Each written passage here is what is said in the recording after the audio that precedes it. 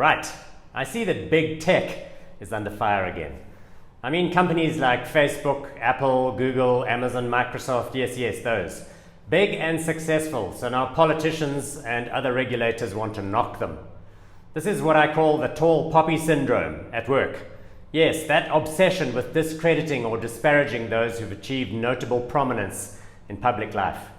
So we've got various branches of the US government going at it. The US Department of Justice, ongoing antitrust investigation into Facebook. The US Federal Trade Commission wants to sue them for privacy breaches. Again, the US House Judiciary Committee, whatever that is, has an investigation going on into Amazon because they say Amazon shouldn't be discriminating against third-party sellers on its own website. They've got a search box, and then they extract advertising dollars from these third-party sellers. Amazon's gone from having no advertising business to a $10 billion revenue stream in the last year. Well done to them, I say. Apple, yes, they've also got the feds crawling over their arsehole. They're focusing on whether Apple promotes its own apps inside its phones on the platform above competitor apps that do the same thing. So there's a lawsuit ongoing which is about to end up in the US Supreme Court, which is about whether or not Apple's App Store, which charges 30% commission for all the apps in there, ought to do a better job of regulating whose apps get prominence. But let me tell you why I'm such a corporate shill, standing here defending these multinational giants. It's because these companies have changed human civilization for the better. I mean, if they hadn't, they wouldn't be doing so well. It's not just that they're dominating their niches. In many cases, they created the niches in the first place. I bet you run your entire life at work on Microsoft Office products. And if not, you're probably using, Apple Mail or Gmail, the Google stuff. Imagine life without Google searches. I mean, humans used to be such incredible idiots. Now we know everything because it's all in here. Shit, where is my phone? Oh, silly me, it's the teleprompter I'm looking at. Now, I'm preaching to the choir, I'm sure, because you're watching this clip on Google-owned YouTube platform. My family life, 100% WhatsApp. This business that you see behind you, website hosted on Amazon Web Services, Instagram.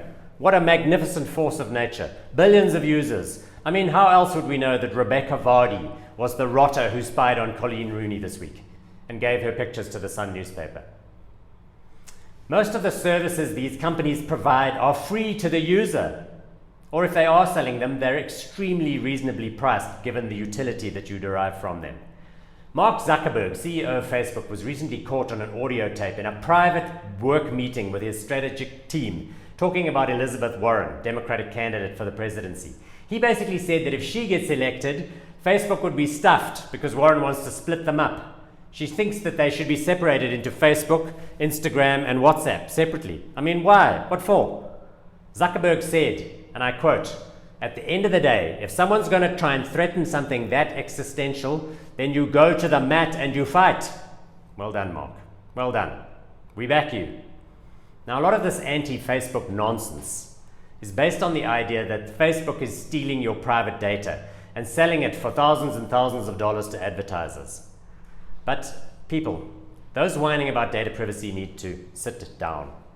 Your so-called privacy problem is based on a very small number of useful data points that get picked up about you every now and then. They're following, yes, what you do online, what Google searches you do, what where you drive on Waze, what you like on Facebook is critical. That's it, big deal, 1 or 2 useful data points.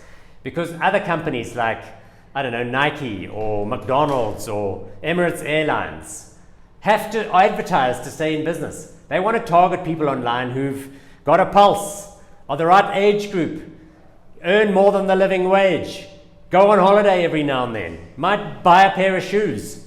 They will show you stuff which is relevant to your station in life. That's it. We're not talking about a big deal. They're displaying ads to you while you're busy utilizing useful services. When you're logging in to look at what your ugly cousin looks like these days, sure, you're going to see an ad for a holiday somewhere or a new pair of Nikes. It's not that interesting. Your data is worth a few dollars a year, not thousands. Relax. Your life's not that interesting. Finally, let me add one more point about these wanker politicians and their regulatory friends. They say they want to protect you and your privacy online. They are lying. How do we know? Because right now, the feds are onto Facebook saying that they want WhatsApp to stop having end-to-end encryption on the messaging. Why would they want to do that? Because they want to snoop on your chats. They do not care about your privacy. They want to spy on you. That's how this is all about.